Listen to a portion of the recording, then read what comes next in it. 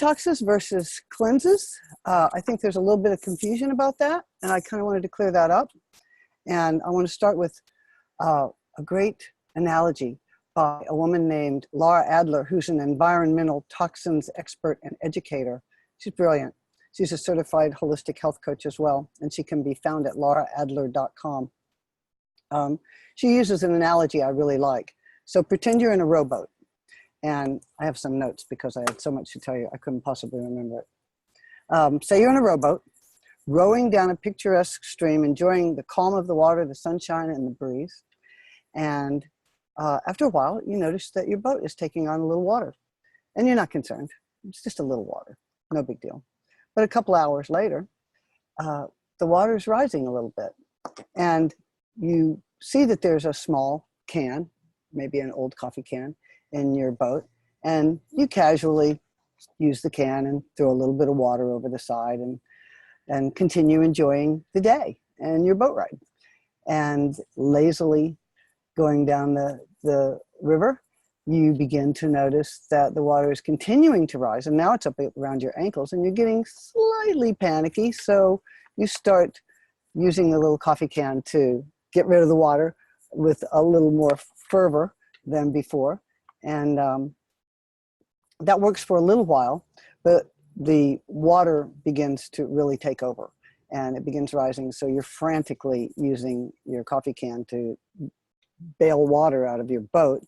And it's working to some extent, but ultimately it doesn't work. And the boat fills up with water and sadly you drown. Or not, maybe you don't. Let's say you don't. But let's say that the boat is your body and that the water is toxins or conditions that crop up from maybe poor lifestyle choices, and that the bucket is detoxes or cleanses or medications or treatments or whatever it is.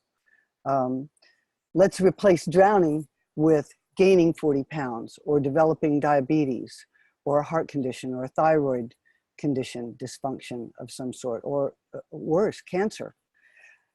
The point is, most detoxes and treatments and medications, whatever, are not going to address the hole in the boat.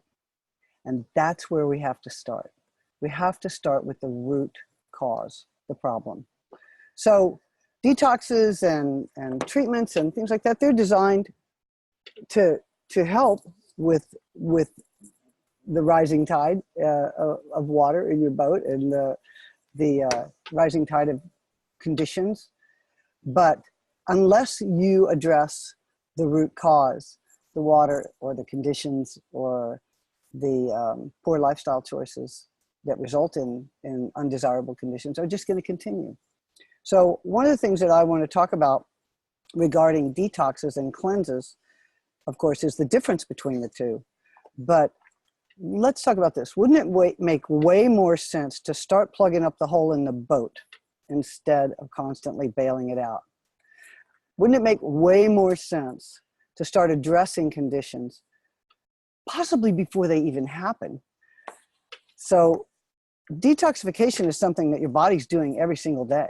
You know, you're all throughout the day by breathing, and your skin is detoxification, urinating, pooping. These are all methods of detoxification that happen without you having to think about it at all.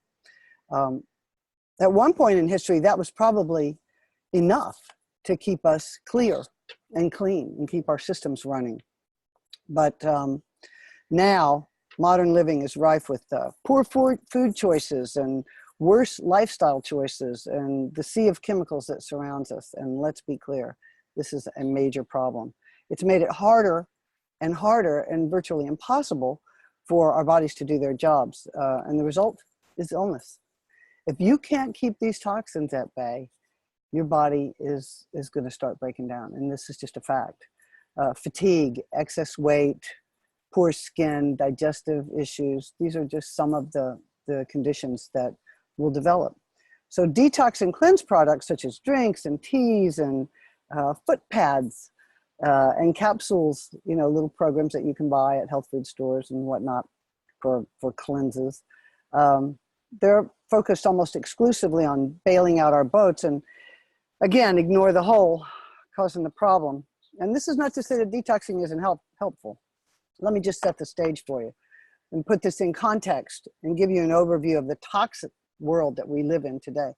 There's 84,000 chemicals in use in the US today, and only 1% has been tested for safety.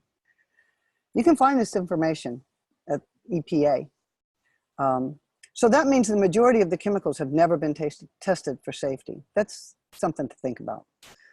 6 chemicals receive special attention under the TSCA Act. That's the, is that wrong? Toxic Chemicals and Substances, TCSA Act of 1976. I may have that backwards. It's Toxic Chemicals or Toxic Substances Act. Those 6 chemicals that receive special attention are PCBs, asbestos, radon, mercury, and formaldehyde. That's all, special attention. Only 9 chemicals have been banned, and glyphosate is not one of them. That's the major component in Roundup that is linked with cancer, decidedly. That's alarming in and of itself. Banned chemicals are PCB, fully halogenated chlorofluoralkanes. I'm not even sure I'm saying that correctly. It's used in aerosols, and we all know that that's been a problem. Dioxin, asbestos, hexavalent chromium, that was used for hardening metal coatings, and you may remember that from the movie Erin Brockovich. And 4 chemicals used in metal working fluids, which lower the amount of heat and friction that I can't even begin to pronounce. The Centers for Disease Control tests for chemicals in bodies of people in the US and routinely finds 200 or more chemicals in people. This is alarming. Many of these chemicals are linked to health conditions we're all trying to avoid: cancer, diabetes, insulin resistance, weight gain, resistant weight loss, thyroid disease, hormonal imbalance, infertility, and on and on and on. We're exposed to these chemicals by doing normal everyday activities. We don't even think about it. Like washing our hair, putting on makeup, eating, cleaning products, having your clothes dry cleaned, the use of plastics for water bottles or food storage, and heating food in the microwave in plastics. These are all really dangerous practices. The use of endocrine disrupting fragrances in our everyday cleaning products and personal care products and perfumes, and these things, they mimic estrogen and are associated with all kinds of undesirable conditions. Heck, just breathing polluted air is the problem.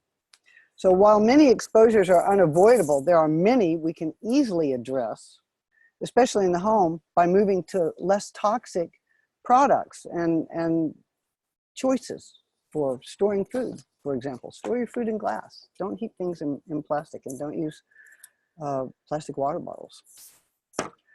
Detoxing isn't going to rid you of all these toxins in the body, but it can help reduce the burden that you place on your body's natural ability to detoxify. Additionally, detoxing is in a learning environment where you're going to learn not only how to detox, but why, and how to choose, make lifestyle choices and choose products that are going to lessen the burden of toxins on your body. I can't stress enough the importance of an organic diet. This is one way that we can plug the hole in the boat. And these pesticides, some of them are able to be metabolized by the body very quickly and are excreted via urine and fecal matter. However, chronic exposure, daily intake of pesticide-covered foods, means that we're always having levels of these pesticides in our bodies. And the easiest way to reduce circulating levels is to avoid conventionally grown foods and buy organic foods. Studies have shown that eating 80% organic foods on a regular basis can reduce the amount of circulating pesticides in our bodies by 90% in as little as 3 to 5 days. 3 to 5 days. So getting acquainted with the Environmental Working Group, EWG.org, is a great way to educate yourself about, they publish a guide, 15 clean products, produce products, and 12 dirty. So the 12 dirty are the ones that you always want to buy organic. You want to make sure that you don't eat them from a conventionally grown situation or farm. And it's easy to secure that list from EWG.org. So you want to get acquainted with the EWG, and that's one of the first ways you can plug the hole in the boat. So what does all this mean for us? This means our first action step isn't to detox or cleanse.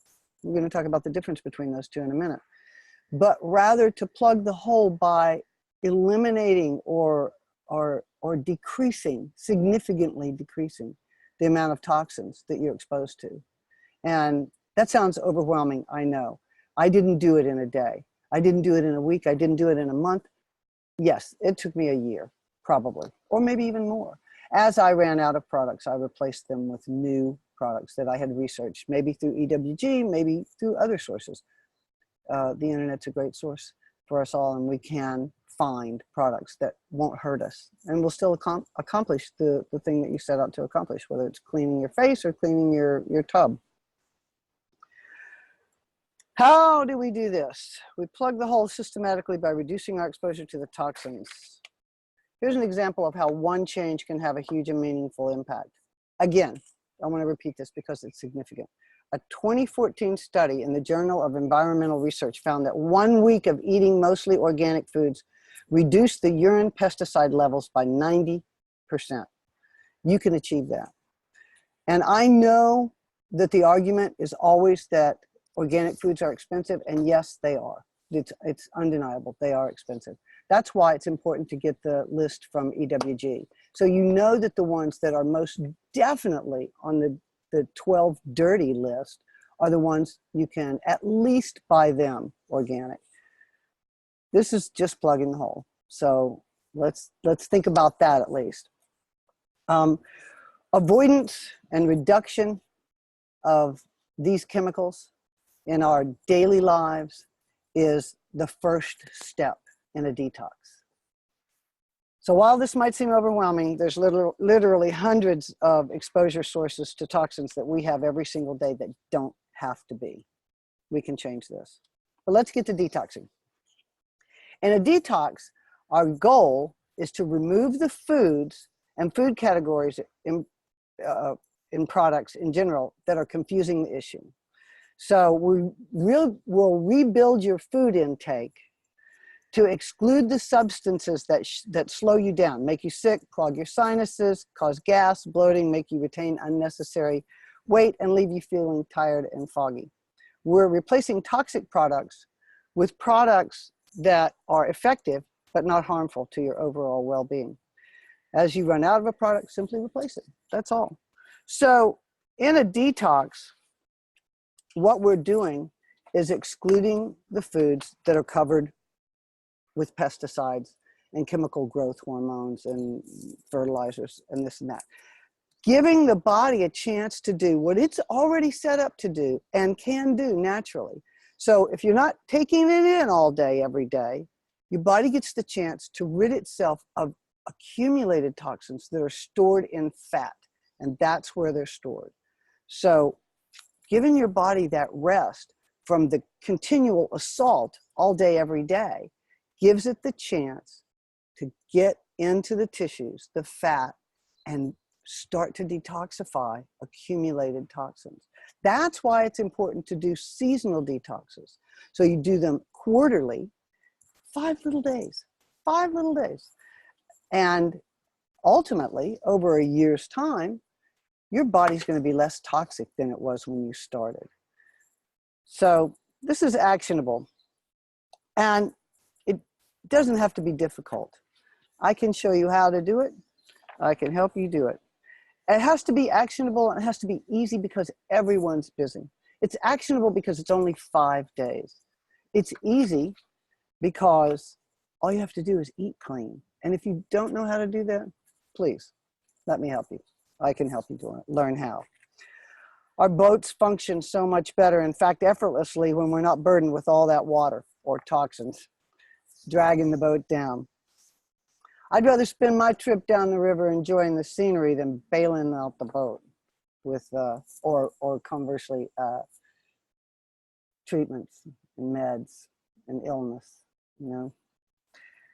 So detoxes are simply a matter of clearing the pathways so that your detoxification systems can perform as they were designed to perform. It's easy to do. You eliminate inflammatory foods. You don't have to make a big deal about that. You eat fresh, whole, leafy greens and produce. What better time to do that than the beautiful summertime? There's such a bounty of delicious, organically raised foods. You eat cleanly sourced chicken if you are a meat eater, beef, cleanly sourced, wild-caught, sustainable seafood that's lower in mercury. EWG also has some information on that, which fishes to choose.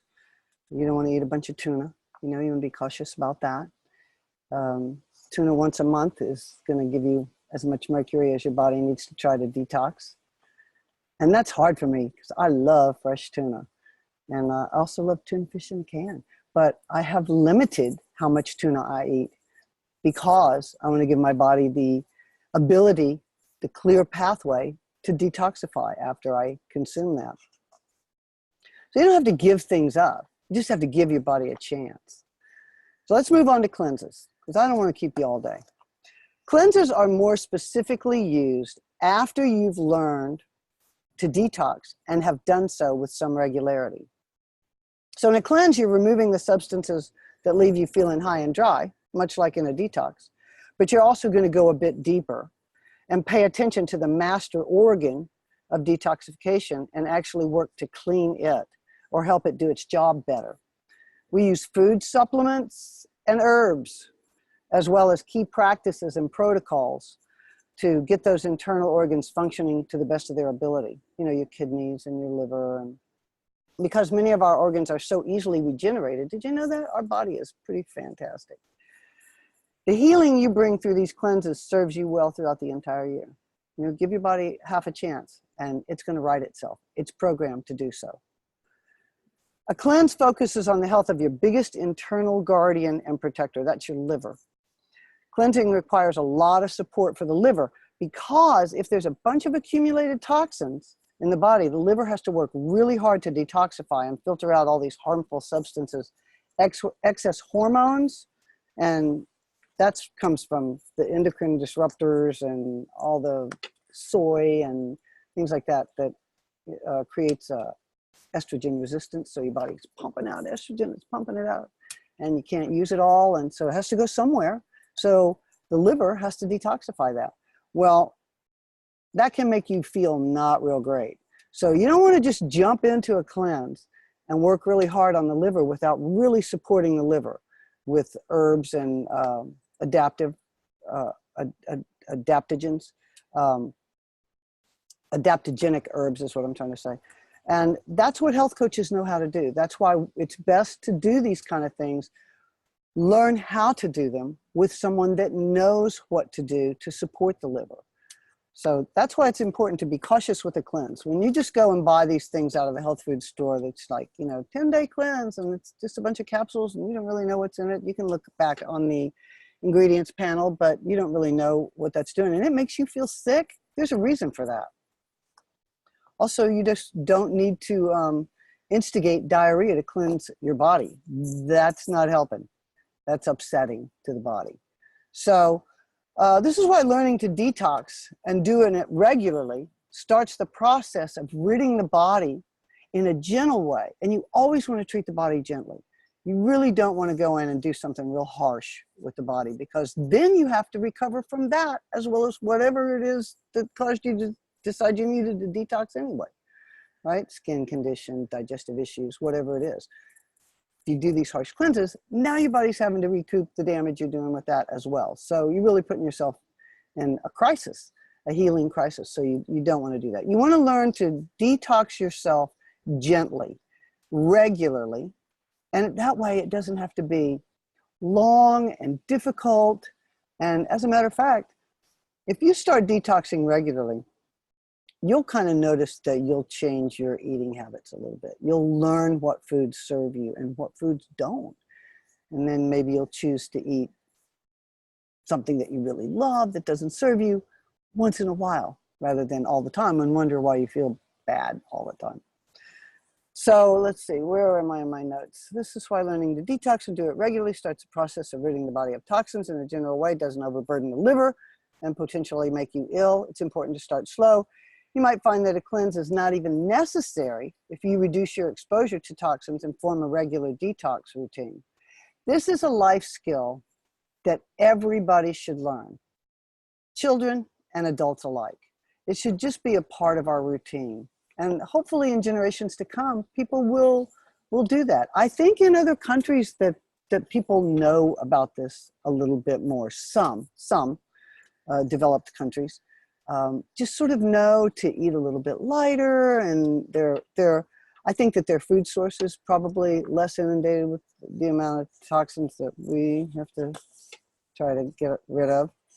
The need for a cleanse might be indicated after a routine of regular detoxing has been established and certain symptoms remain. So say you had a pesky symptom of a skin disorder, and you began detoxing regularly, quarterly is what I like to say, you know, spring, summer, winter, fall, spring, summer, fall, winter, right? So you began to detox regularly and the skin disorder improved, but reached a plateau and didn't just completely go away, right? That would be an indication for the need for a cleanse with the support of a health coach.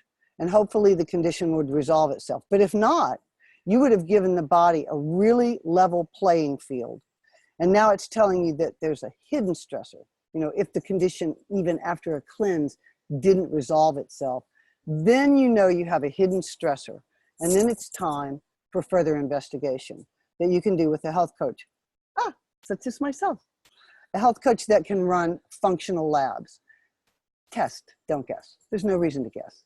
There's labs out there that will tell us what's going on. We can look a little further, a little closer, a little deeper, and find out what the stressors are that are causing the metabolic chaos that's keeping a cleanse and backing up a detox from working. So there's a pathway here toward health. The hidden stressors are actually opportunities for us to find healing opportunities through functional lab testing. We could do a stress profile that would measure cortisol and among other hormones, or a metabolic panel that would measure your metabolism and the liver's ability to detoxify and your ability to process proteins. You can be malnourished and not even know it. Your body could be unable to process proteins, and these are the kind of things that functional lab tests can reveal. Or a food sensitivity test, or a pathogen screening. Many people have pathogens and don't even know it. We live in a body that's inhabited by millions and billions of microorganisms that belong there. It's a relationship that's intended. But when there are stressors like toxins and this toxic life that we live, an imbalance can occur, and particularly in the gut, which sets off a metabolic chaotic cascade of bad symptoms, poor function, and ultimately bad symptoms. So if you set up a regular detox and you still have a certain condition, and if you go through a cleanse and you still have a certain condition, that might be the time to look at some functional lab testing with a health coach. But moving right along, let's see. The difference between detoxes and cleanses, are we clear on that? Detoxes are pretty easy. It's just eating fresh, clean, whole foods, eliminating inflammatory substances, and cleanses. Go a little bit deeper, focusing on an organ and giving it support through some supplements and perhaps a protocol of supplements that you wouldn't do forever, but it might bolster up that organ and get it functioning properly, complete the detoxification, eradicate the condition, perhaps. So that's the difference between a detox and a cleanse. I am running a 5-day detox for beginners. I'm going to teach you how to detox in 5 little short days. It starts on Monday, July 9th, ends on Friday, July 13th. 5 days, not very long, easy to do. And the reason it's easy is because I'm going to supply you with a handbook that tells you all about detoxing, why, when, how, what, all of those things. Tells you what to do, why, and when. I'm going to provide you with a 5-day meal plan: breakfast, lunch, dinner, snacks, and sweet treats. All the recipes for every meal or entree or dish mentioned in the 5-day meal plan. So you get a handbook, suggested recipes for all of your meals for 5 days, all of the recipes, and a complete shopping list. So you don't even have to think about it. All you have to do is look at the recipes and decide which ones you want to make, which ones you don't. Just peruse the shopping list, scratch off anything you're not going to make, add something you want to add. It's omnivore, vegan, vegetarian. If you're vegan or vegetarian, then it's great. If you want to add some meat to it, you can add some cleanly sourced chicken, some sustainably wild caught fish. We're going to avoid beef for those 5 days. So you're going to get all of those things, plus a live, private, only for the participants in the Detox Facebook group, where I'll be there every day. I'll be there available for questions.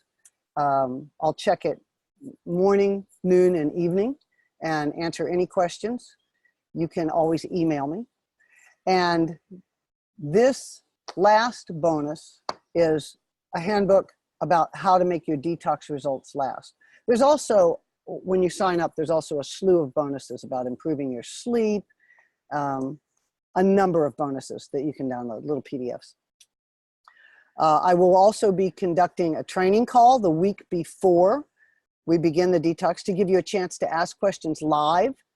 And I'll send you a replay if you can't make that. And it'll also be broadcast live to that private Facebook group. So it'll be available for participants. So there's a lot of value here.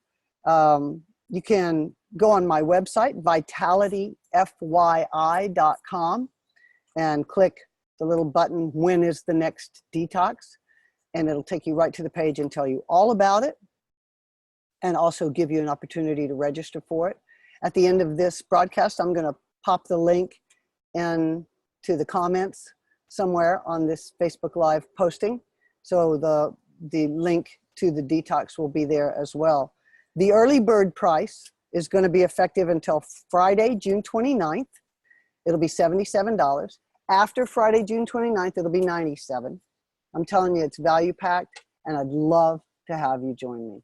Just hope so much that you found some value in this broadcast, and that you understand the difference between a detox and a cleanse, and that you're ready to get started and learn how to cleanse, get this life skill under your belt, and eradicate some of those pesky conditions that you've been to a doctor over and over for.